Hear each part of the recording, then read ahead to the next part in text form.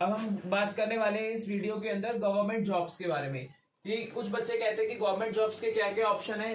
कई बच्चों के मन में क्वेश्चन आता है कि हम बैंकिंग की जॉब करना चाहते हैं तो हम कैसे कर सकते हैं, कौन कौन सी संस्थाएं हैं जो हमारे को ये जॉब देंगी, किस किस प्रकार से हम इस जॉब को ऑप्ट कर सकते हैं।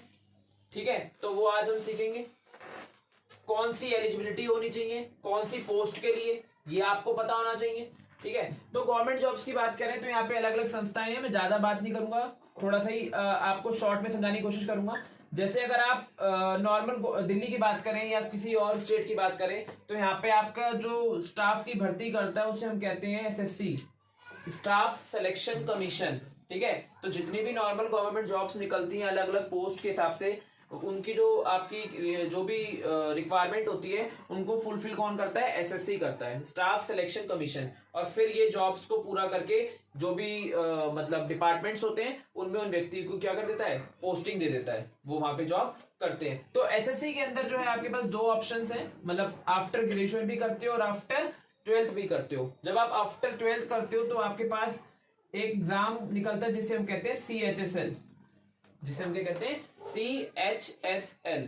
CHSL का मतलब होता है कंबाइंड हायर सेकेंडरी लेवल।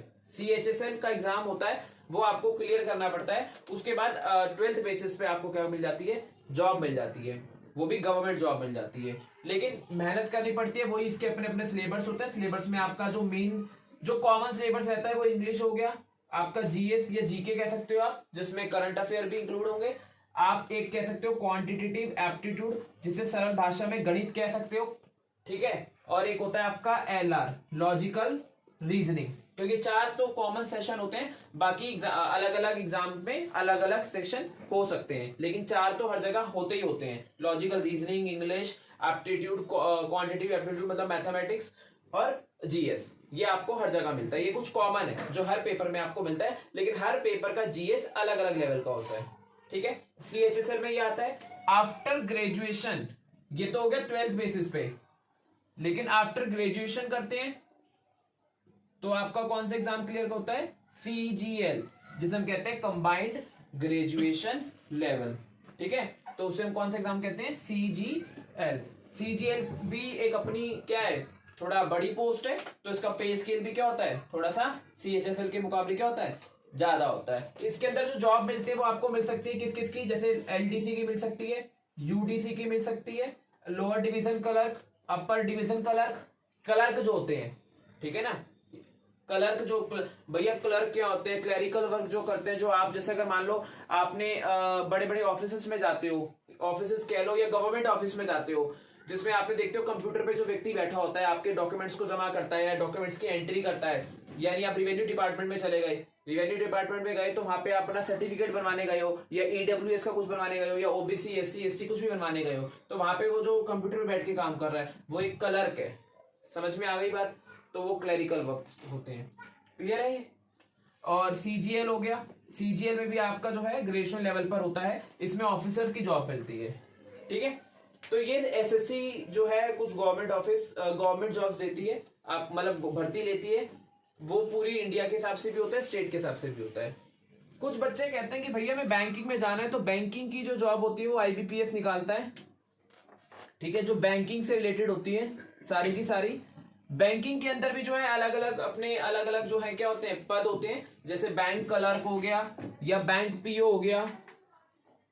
ठीक है, बैंक क्लर्क हो गया या बैंक PO हो गया। लेकिन इनकी एलिजिबिलिटी की बात करें तो एलिजिबिलिटी वही है, एलिजिबिलिटी आपकी वही है, सेम ग्रेजुएशन। आप ग्रेजुएशन तो कम से कम आपकी होनी ही चाहिए। अगर आपने ग्रेजुएशन कर रखी है तो आप इन एग्जाम्स को दे सकते हो। लेकिन इन एग्जाम्स के लिए लेवल भी होते हैं, जैसे मैंने CHSL बोला, तो इसमें हो सकता है कि पहला जो लेवल है, इसमें 3 लेवल हो चुके हैं वैसे तो। फर्स्ट लेवल होता है रिटन एग्जामिनेशन, आपको रिटन पेपर निकालना होता है। उसके बाद होता है डिस्क्रिप्टिव पेपर। डिस्क्रिप्टिव में कुछ नहीं होता है, डिस्क्रिप्टिव में आपका एक ऐसे राइटिंग का होता है एक तरीके से, मतलब आपको एक नॉर्मल टॉपिक दे दिया जाता है, उसमें आपको अपनी भाषा में जो आपकी सोच है, जो आपकी थिंकिंग है, उसको बताना होता है, ताकि पता लगता है कि आप किस प्रकार के व्यक्ति हैं, क्या सोचते हैं। उस तो मतलब डिस्क्रिप्टिव टेस्ट क्लियर करना होता है आपको। उसके बाद हो सकता है टाइपिंग टेस्ट भी हो, नहीं है तो फिर आपको यही दोनों के बाद आपको जॉब मिल जाती है। ये अलग अलग नॉर्म्स है, ये जो अभी है वो आपको पढ़नी पड़ेगी, थोड़ी सी देखनी पड़ेगी कि किसी में टाइपिंग टेस्ट होता है, किसी में नहीं भी होता है। तो ये लेवल्स होते हैं इसके। क्लियर हो गया। सीजीएल में भी 2 अपने लेवल होते हैं।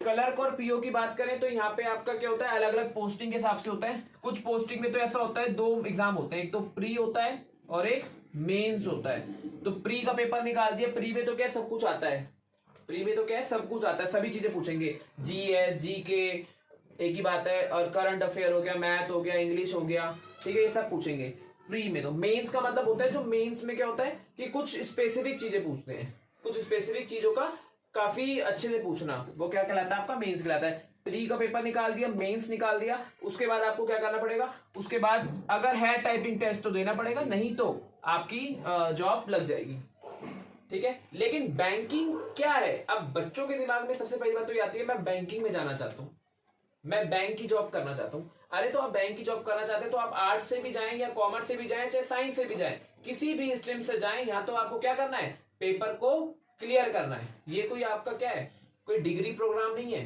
कि बैंकिंग का कोई डिग्री प्रोग्राम चल रहा हो। लेकिन हेल्पफुल किसके लिए बैंकिंग में घुसना, हेल्पफुल होता है कॉमर्स के लिए, क्योंकि कॉमर्स में बच्चा पहले ही इतने अकाउंट्स बनाकर आता है, profit and loss account, trading account, कितने अकाउंट्स क्लियर कर कर आता है, उसे पता होता है सोल प्रोप्राइटरशिप में कौन से अकाउंट बनेंगे, उसे पता होता है पार्टनरशिप में कौन से अकाउंट बनेंगे, उसे पता होता है कि कंपनी की कैसे डीलिंग की जाती है, कंपनी में कैसे अकाउंट बनाए जाते हैं, उसे पता है शेयर क्या है, डिवेंचर क्या है, डेबिट क्रेडिट के रूल्स क्या है। तो बेहतर किसके लिए बैंकिंग, कॉमर्स के लिए।